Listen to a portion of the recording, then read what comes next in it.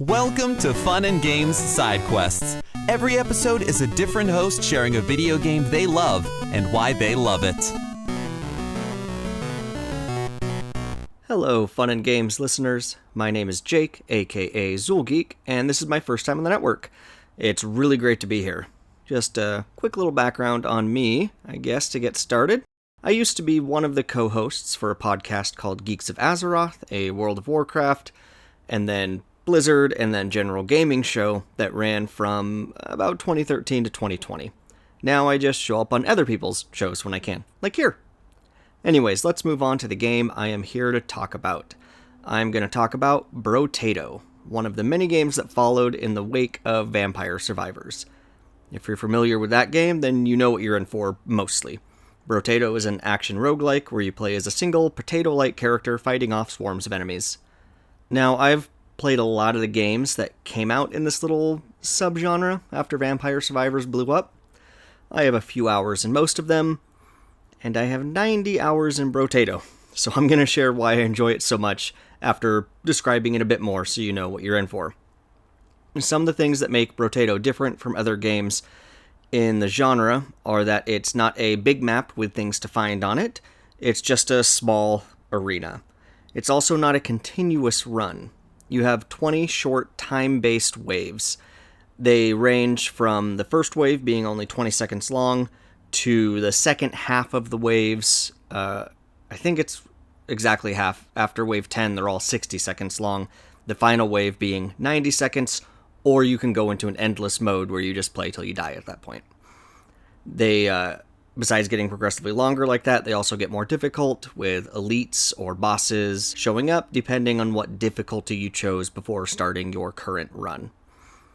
And then as you play the game, you complete different objectives or finish runs with each character. You get more characters, more weapons, and more items. Alright, now why do I enjoy this game so much in a genre that honestly has quite a few amazing games, let alone Vampire Survivors, being massively popular as it is? One reason is the design. It's very fun and cartoony looking. It's easy to follow what's happening, and it allows for a lot of uniqueness.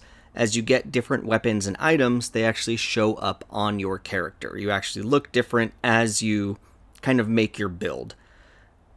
It's also got fantastic sound design with a really satisfying chunkiness to it. It just sounds and feels very good to play.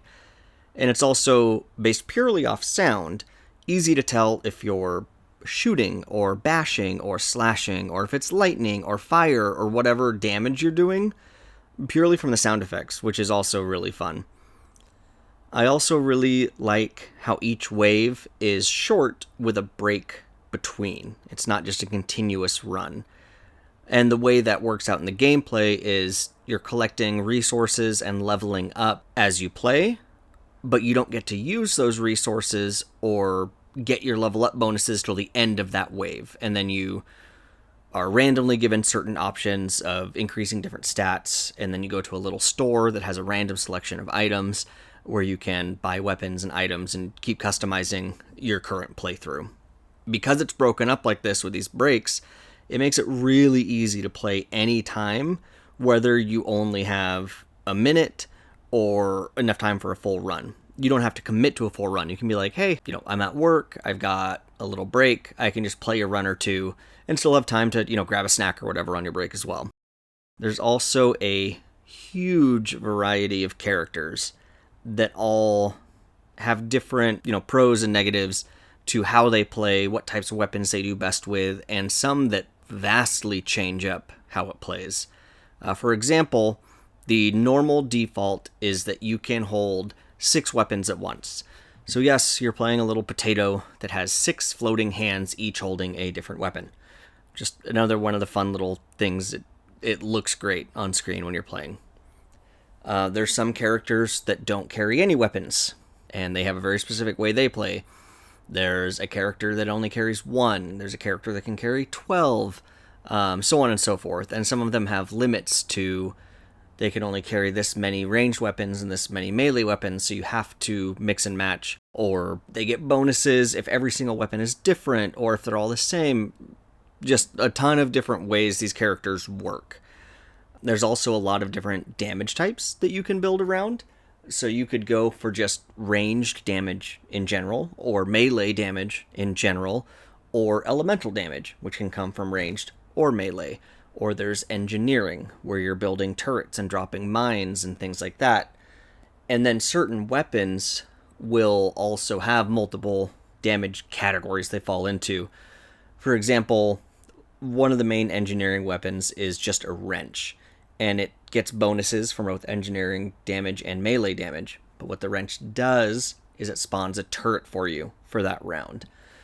And so you could go full in on the engineering. No, you're not actually going to be hitting with the wrench very much and relying only on the turret, or kind of go for a melee engineering hybrid where you're getting up close with all of your engineering tools, turrets, mines, stuff as kind of backup.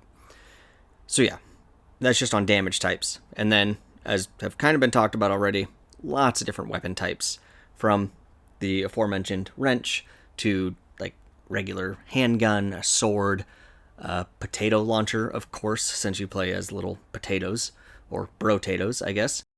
Rocket launchers, Gatling guns, lightning, swords, shurikens, rocks, just huge variety of weapons. And honestly, it's just fun. It's so much fun to get in there and try out something new. Try out something you haven't done before. Whether you're going to play for one round, or a full run, or suddenly realize that 5 hours have gone by. And you've been playing this silly little game with no story. You're not in there playing, something like Clair Obscur where you're engrossed in it. You're just having a good time, and suddenly way too much time has passed and you realize that you should have been doing something else. It's also perfect Steam Deck game. It runs beautifully, it looks great, and the Steam Deck can so easily just suspend in between each run. Pull it out, play for 60 seconds, boom, put it away. Pull it out again, another 60 seconds. Before you know it, you've done a full run just here and there by playing for a minute or so during the day. Anyways, this was a short one. I just wanted to talk about Brotato because I spend way too much time with it, and I think more people should give it a shot. Anyways, happy gaming!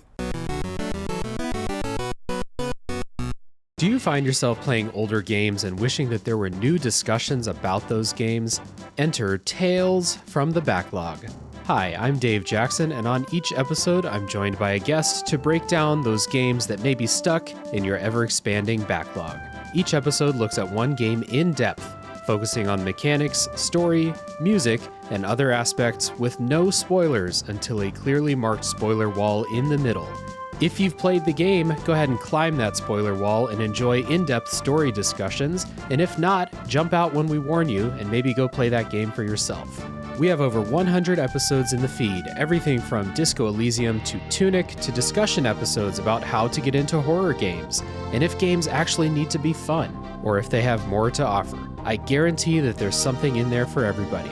Once again, that's Tales from the Backlog, available wherever your podcasts are found. CPOV. CertainPOV.com.